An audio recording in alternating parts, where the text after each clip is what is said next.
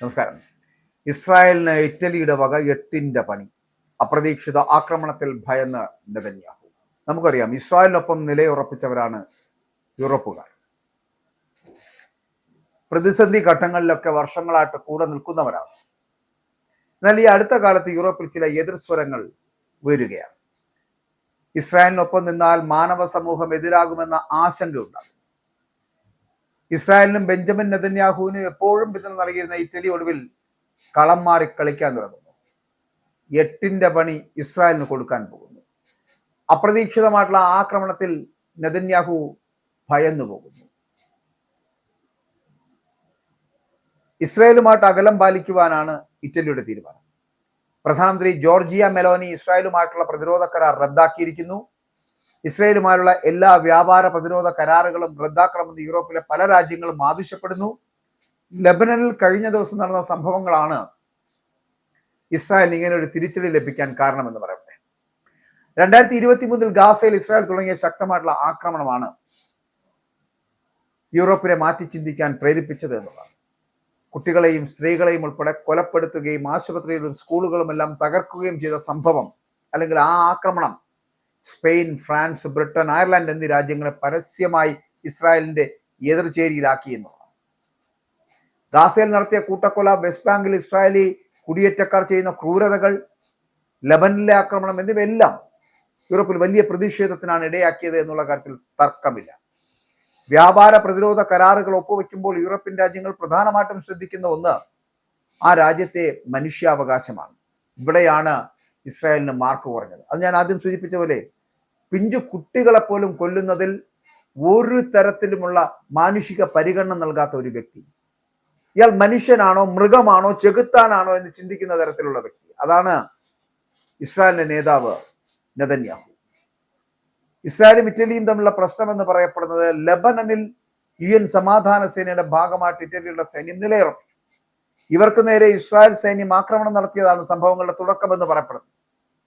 Italian സൈന്യത്തിന് നഷ്ടം വരുത്തിയ ഈ ആക്രമണത്തെ ഇറ്റലി അപലപിച്ചു. ഇസ്രായേലിന്റെ അംബാസഡറെ വിളിച്ചു വരുത്തി പ്രതിഷേധിച്ചു. രണ്ടാമതൊരു ഗാസ ലെബനനിൽ സംഭവിക്കാൻ പാടില്ല എന്ന് ഇറ്റലിയുടെ വിദേശകാര്യ മന്ത്രിയായിട്ടുള്ള അന്റോണിയോ ടജാനി പ്രതികരിക്കുകയും ചെയ്തു. അപ്പോൾ ഈ പ്രസ്താവനയിൽ പ്രതിഷേധം അറിയിക്കുവാൻ ഇസ്രായേൽ ഭരണകൂടം ഇറ്റലിയുടെ അംബാസഡറെ വിളിപ്പിച്ചു. ഇസ്രായേലുമായിട്ടുള്ള ബന്ധം പുനഃപരിശോധിക്കണമെന്ന ആവശ്യം ഇറ്റലിയിൽ ശക്തമായി നിലകൊള്ളുകയും ചെയ്തു. ഇതോടെയാണ് ഇസ്രായേലുമായിട്ടുള്ള പ്രതിരോധ കരാർ റദ്ദാക്കാൻ പ്രധാനമന്ത്രി തീരുമാനിക്കുന്നത്. 2003 ഒപ്പുവെച്ച ഇസ്രായേൽ ഇറ്റലി പ്രതിരോധ കരാർ നിലവിൽ വന്നത് 2006 ആയുധ കൈമാറ്റം, സംയുക്ത സൈനിക അഭ്യാസം, ഗവേഷണ സഹകരണം, കൂടാതെ സൈനിക പരിശീലനം എന്നിവ ഉൾപ്പെടുന്ന കരാർ ഓരോ 5 വർഷം കൂടുമ്പോഴും പുതുക്കുകയാണ് ചെയ്തിരുന്നത്. ഇപ്പോൾ പുതുക്കിയില്ല എന്ന് മാത്രമല്ല, റദ്ദാക്കിയതായിട്ട് ഇറ്റലി അറിയിക്കുകയും ചെയ്തിരിക്കുന്നു. ഇസ്രായേലിന് ആയുധം വിൽക്കുന്ന പ്രധാന രാജ്യം ഏതാണെന്ന് ചോദിച്ചാൽ അത് ഇറ്റലിയാണ്.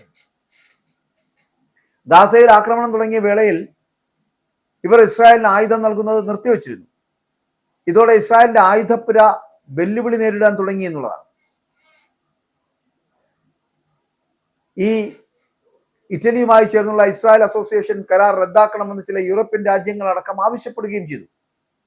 യൂറോപ്പ് ഉടക്കിയാൽ ഇസ്രായേലിന് വലിയ തിരിച്ചടിയാകുമെന്നുള്ള കാര്യത്തിൽ സംശയമില്ലാത്തതാണല്ലോ. ഇസ്രായേൽ ഏകദേശം 34% ഇറക്കുമതി ചെയ്യുന്നത് യൂറോപ്പിൽ നിന്നാണ്.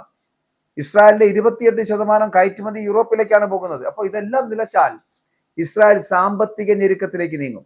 ഐക്യരാഷ്ട്രസഭയിൽ പലപ്പോഴും ഇസ്രായേലിന്റെ രക്ഷയ്ക്കെത്തിയിരുന്നത് ഹംഗറിയിലെ വിക്ടർ ഓർബന്റെ ഭരണകൂടം അത് താഴെ വീണതും ഇപ്പോൾ നെതന്യാഹുവിന് തിരിച്ചടിയായിരിക്കുകയാണ്. അപ്പോൾ ഇസ്രായേലിനോട് അകലം പാലിക്കുവാൻ യൂറോപ്പിലെ പല രാജ്യങ്ങളും തയ്യാറെടുക്കുന്നത്, ഇപ്പോൾ ഇത് അവസാനമായിട്ട് ഇറ്റലി അങ്ങനെ ഒരു സമീപനം സ്വീകരിച്ചിരിക്കുന്നത് ഇസ്രായേലിന് ലഭിക്കുന്ന ഒരു 8ന്റെ പണിയാണ്. അപ്രതീക്ഷിതമായിട്ടൊരു പിന്മാറ്റം, അപ്രതീക്ഷിതമായിട്ടൊരു ആക്രമണം പോലെയാണ് നമുക്കത് കാണേണ്ടത്. ആ അപ്രതീക്ഷിതമായിട്ടുള്ള പിന്മാറ്റത്തിൽ, അപ്രതീക്ഷിതമായിട്ടുള്ള യൂറോപ്പുകാരുടെ പിന്മാറ്റത്തിൽ, ആക്രമണത്തിൽ ബെഞ്ചമിൻ നെതന്യാഹു എന്ന് പറയപ്പെടുന്ന ഇസ്രായേൽ പ്രധാനമന്ത്രി തകർന്നു പോകുന്നു, ഭയന്നു പോകുന്നു. എന്തുകൊണ്ടാണ് ഇത്തരത്തിലൊരു സമീപനം സ്വീകരിക്കുവാൻ യൂറോപ്യൻ രാജ്യങ്ങൾ തയ്യാറാകുന്നത് എന്ന് ചിന്തിക്കേണ്ടിയിരിക്കുന്നു.